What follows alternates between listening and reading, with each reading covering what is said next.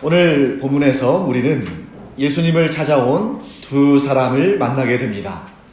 한 사람은 관리라고 소개되어 있고 다른 사람은 12해 동안을 혈루증으로 고통을 당하는 여인입니다. 이 중에서 먼저 예수님을 찾아온 사람은 한 관리였습니다. 이 관리는 예수님을 찾아와서 다급하게 이렇게 말합니다. 내 딸이 방금 죽었사오나 오셔서 그 몸에 손을 얹어주소서. 그러면 살아나겠나이다. 자, 이 말 속에 이 관리가 예수님을 급하게 찾아온 이유가 담겨 있습니다. 이 관리에게는 소녀, 즉 나이 어린 딸이 있었습니다. 그런데 그 딸이 어떻게 됐습니까? 방금 전에 죽었다는 것입니다. 자기의 그 어린 딸의 죽음을 확인한 그 아버지의 심정은 우리가 다 말로는 표현하지 못할 것 같습니다. 그리고 지금 그 딸이 죽었다는 소식을 듣고 여기 지금 피리 부는 사람들이 와 있죠. 잔치할 때 오는 사람들이 아니고 오늘날로 말한다면 아마 상조나 뭐 이런 사람들일 것 같아요. 이 장례를 돕기 위해서 온 사람들입니다. 거기에다가 이제 조문 온 사람들이 가득 차서 집안에 또 시끄러운 소리도 들립니다. 그런데 이 관리는 그 소리도 그 사람들도 눈에 보이지 않습니다. 황급하고 황망한 가운데 즉시 누구를 향해 달려갔겠습니까? 예수님을 향해 달려갔습니다. 그 안에 어떤 믿음이 있었던 것이죠? 예수님께서 방금 죽은 내 딸의 몸에 손을 얹으시기만 해도 이 딸은 살아날 것이다 하는 그런 믿음이 이 관리 안에 있었습니다. 자, 이 믿음을 가지고 온 관리가 예수님께 부탁했을 때 예수님은 뭐라고 답하셨습니까? 네, 성경을 보시면 이 관리가 예수님을 초청했을 때 예수님은 한 말씀도 안 하셨습니다. 굳이 말씀을 하실 필요가 없었죠. 왜냐하면 이미 이 관리 안에 예수님께서 일하실 만한 충분한 믿음이 있었기 때문에 예수님은 그저 이 관리를 따라 나섰을 뿐입니다. 자, 그렇게 길을 가던 중에 한 여인이 등장합니다. 이 여인은 예수님의 뒤를 쫓아왔습니다. 그 여인은 12해 동안이나 혈루증으로 고통을 당하던 여인입니다. 여러분, 본문의 말씀을 자세히 보시면 이 여인을 소개할 때 뭐라고 소개하냐면 12해 동안이나 12해 동안이라고 표현해도 될 것 같은데 딱 한자를 더 붙였죠. 12해 동안이나 혈루증으로 고통을 받던 여인이라고 소개하고 있습니다. 딱 한 글자의 차이인데 그 한 글자가 이 여인이 짊어지었던 고통의 무게가 얼마나 극심했을지를 설명하고 있습니다. 12해 동안이나 이 고통을 당한 여인. 저는 이 본문을 읽으면서 또 묵상하면서 왜 이 두 가지의 사건을 하나의 단락에 묶어놓았을까? 라고 생각했습니다. 물론 연이어 발생한 그런 기적 이야기이기 때문에 하나로 묶어서 말씀하실 수도 있습니다만, 그런데 보통 우리가 다른 기적의 기사들을 보게 되면 한 사람 혹은 한 사건에 집중해서 소개하는 것을 보게 되죠. 그런데 오늘은 아주 특이하게도 이 두 개의 사건이 곧 이 두 사람에 관련된 일이 하나의 세트로 등장합니다. 분명히 예수님께서 이 두 사람의 일로 말미암아 또 이 두 사람에게 베푸신 기적으로 말미암아 예수님께서 분명히 우리에게 전달하시고자 하는 특별한 메시지가 있을 것이다 하는 것을 우리는 짐작해 볼 수 있습니다. 그래서 이 시간 저는 이 두 사람이 어떤 사람인지, 이 두 사람이 어떤 구원의 은총을 얻었는지를 좀 자세히 살펴보고자 합니다.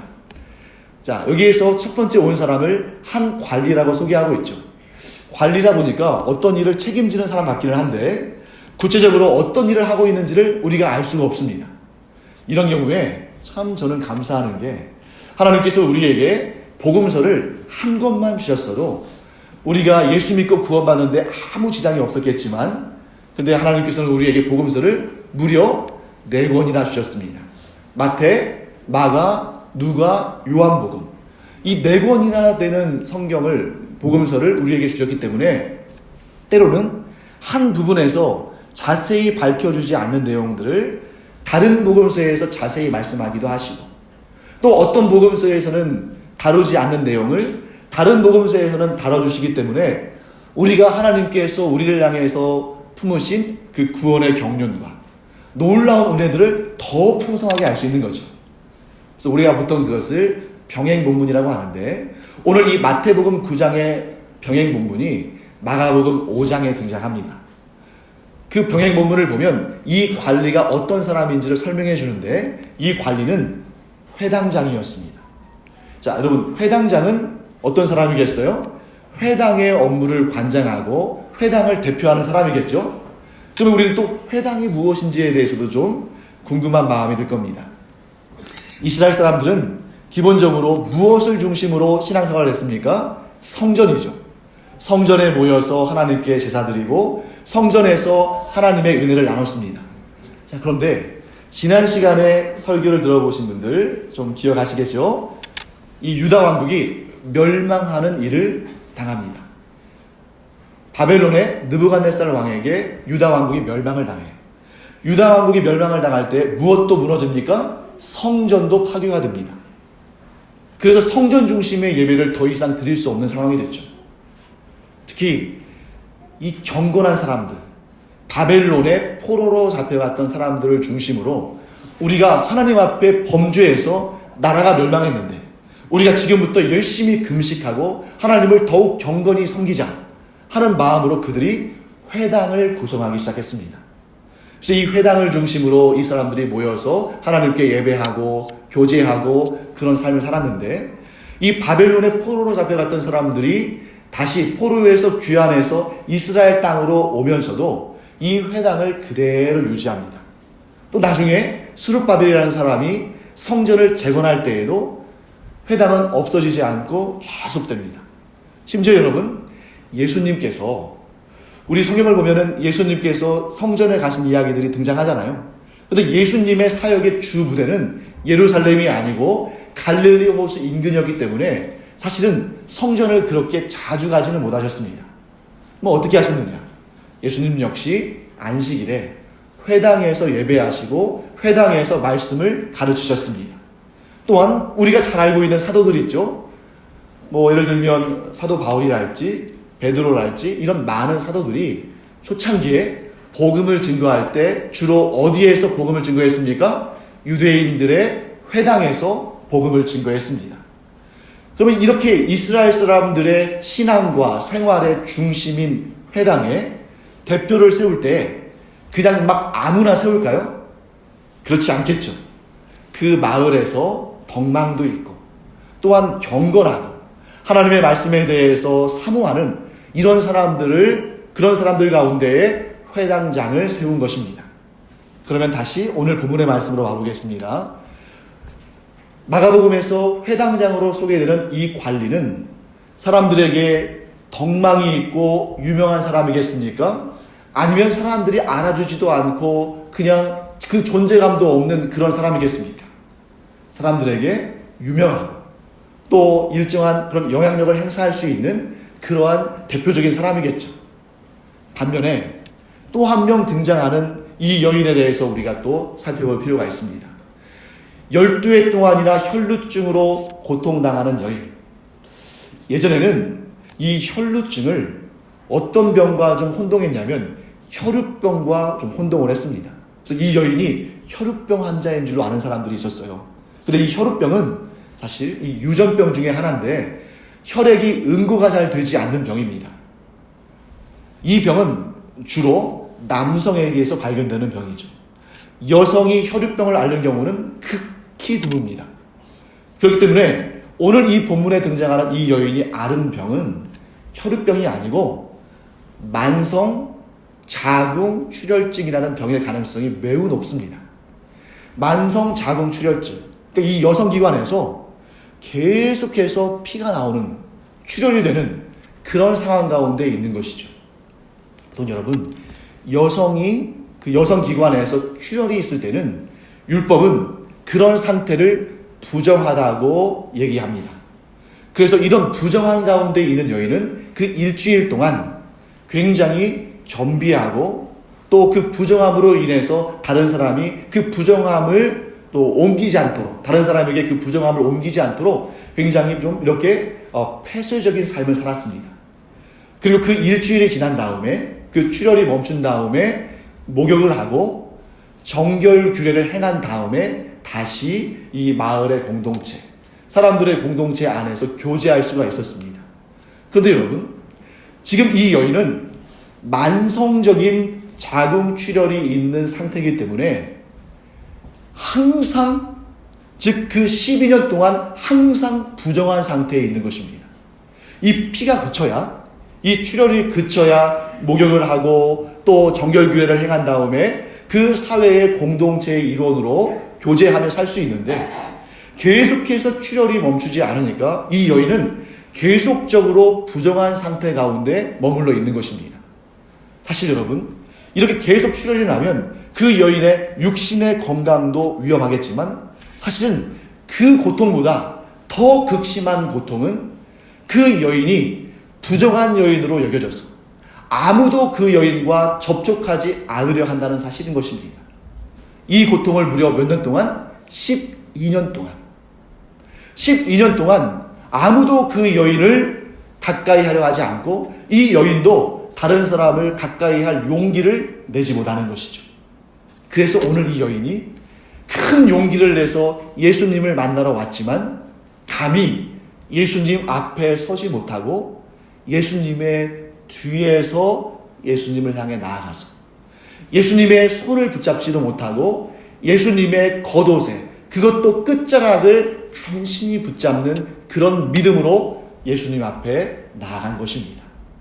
사랑하는 성도 여러분, 이 두 사람을 우리가 한번 비교해 보기 바랍니다.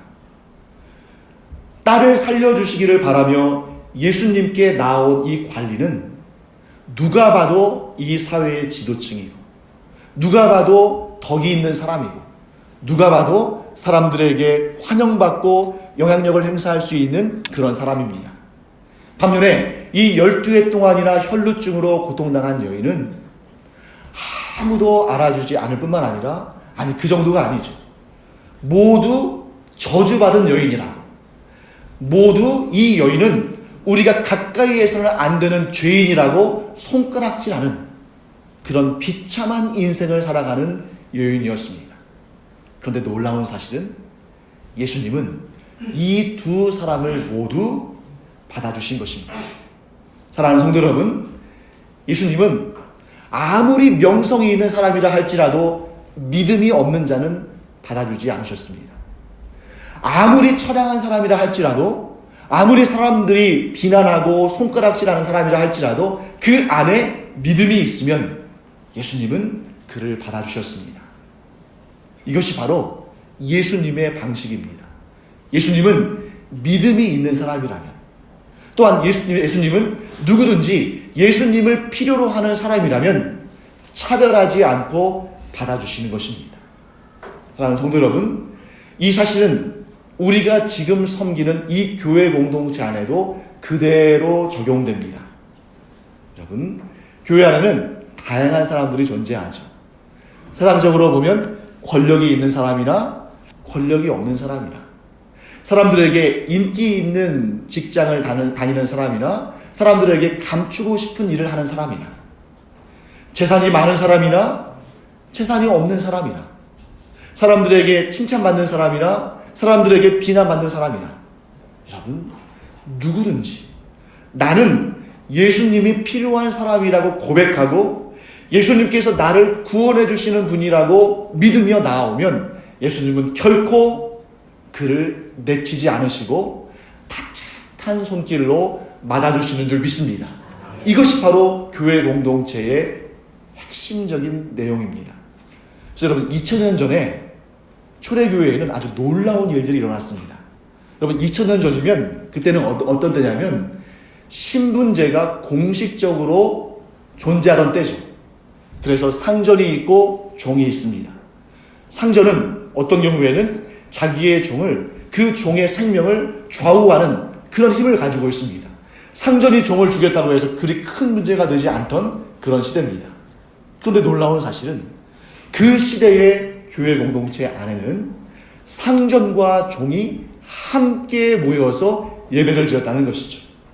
뿐만 아니라 상전과 종이 한 상에 둘러서 함께 성찬식을 거행하는 그런 놀라운 역사가 벌어지고 있었습니다.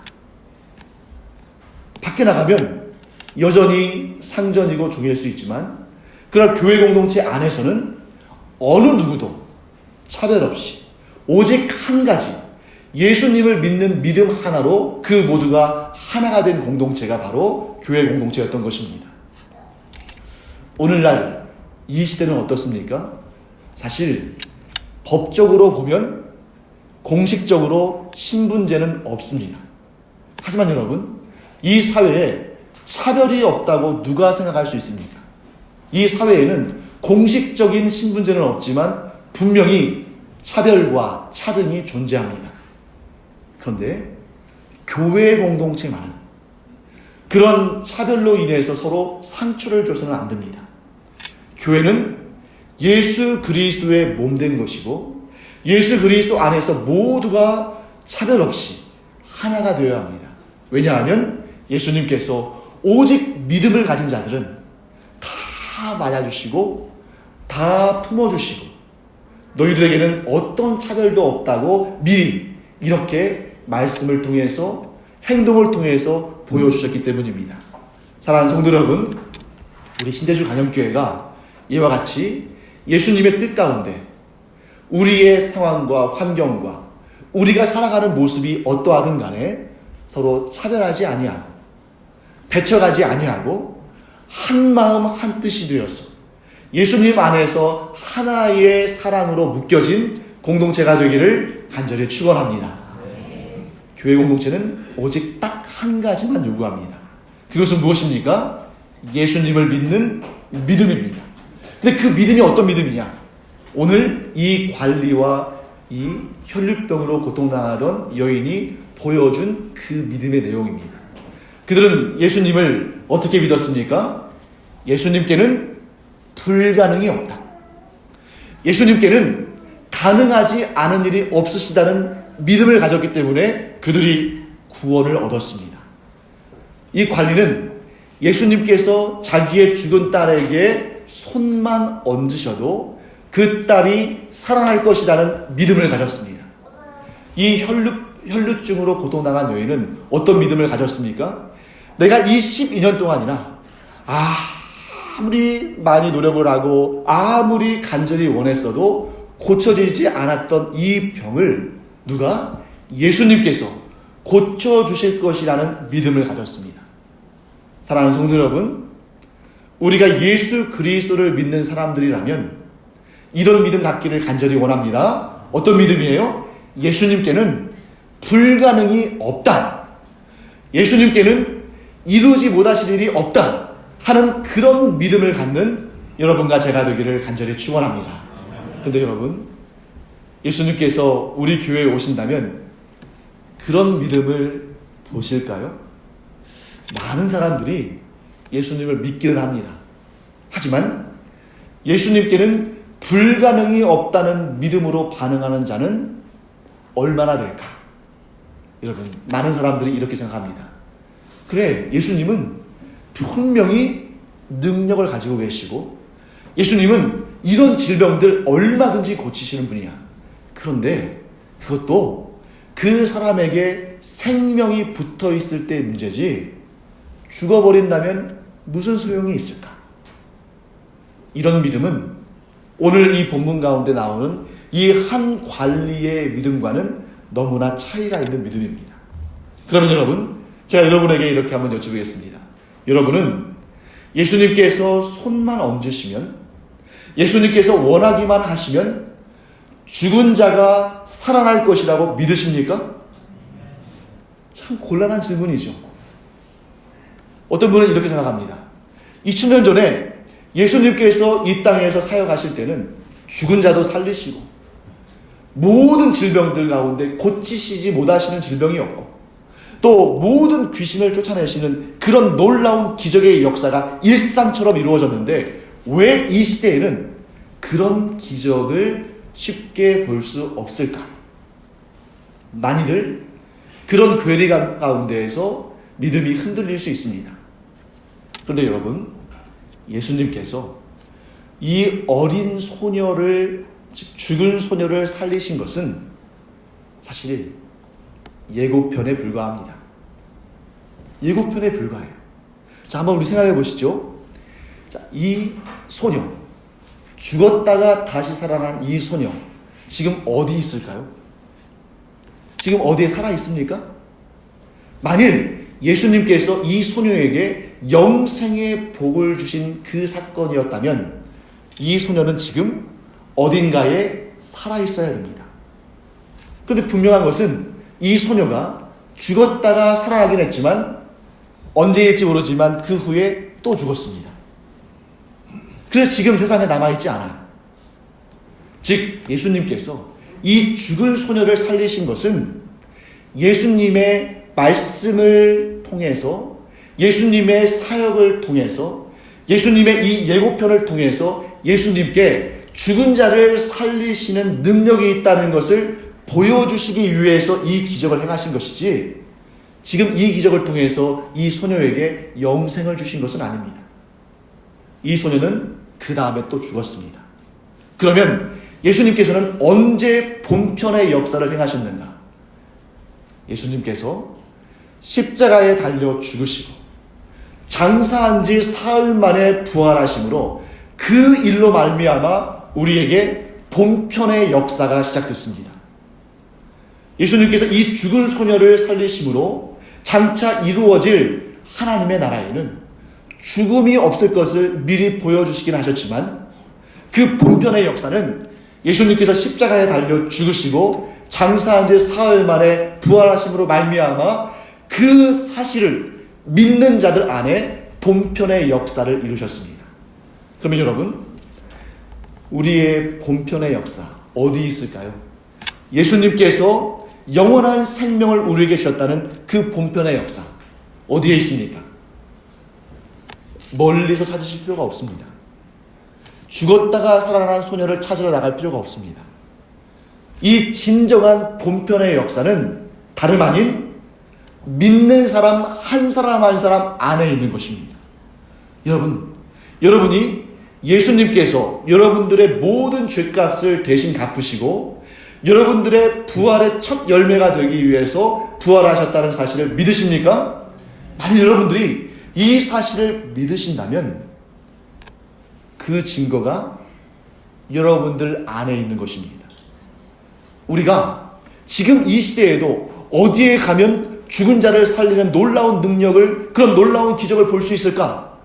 하고 비행기를 타고 저기 유럽으로, 아프리카로, 아메리카로 다닐 필요가 없습니다. 그렇게 다녀봤자 그런 역사 보지 못할 겁니다. 왜요? 예고편은 이미 끝났습니다. 예수님께서 우리에게 보여주신 예고편은 이미 종료가 됐습니다. 왜요? 본편이 왔기 때문에. 예수님께서 십자가에 달려 죽으시고 그래서 우리의 모든 죄를 사하시고 우리에게 영원한 생명을 주시기 위해서 부활하신 그 역사를 믿는 자들마다 이제는 더 이상 예고편이 필요 없는 본편의 역사가 시작된 것입니다. 그러면 여러분, 이제 어떤 일이 발생할까요? 여러분과 저는 이 소녀처럼 언젠가 반드시 한 번은 육신의 죽음을 경험할 겁니다. 물론 예외는 있겠죠. 우리가 육신의 죽음을 경험하기 전에 예수님께서 재림하신다면 우리는 육신의 죽음을 경험하지 않을 것입니다. 하지만 우리가 육신의 죽음을 경험한다 할지라도 그것은 끝이 아닙니다. 그것은 예수님께서 오늘 말씀하신 것처럼 자는 것입니다. 잠깐 잠드는 것입니다. 우리의 육신은 잠깐 잠들 것입니다. 그런데 우리가 우리의 육신이 잠깐 잠든 그 사이에 눈을 뜨면 우리의 영혼은 천국에 있을 것입니다. 뿐만 아니라 우리가 천국에 머무르는 그 시간, 예수님께서 장차 임하실 재림의 때를 준비하신 다음에 예수님께서 재림하시는 그때에 우리는 다 깨어났어. 우리의 잠들어 있던 그 몸이 다 깨어나서 주님께서 주시는 영원히 썩지 아니할 몸을 얻고, 그래서 우리는 주님과 함께 영원토록 영생의 복락을 누리며 살게 될 줄 믿습니다. 이 증거가 어디에 있습니까? 다른 데 가서 찾을 필요가 없다는 거죠. 바로 우리 안에. 우리 안에서 우리는 그 증거를 보게 될 것입니다. 그래서 여러분, 참 힘든 일이죠. 한참 기다려야 되니까.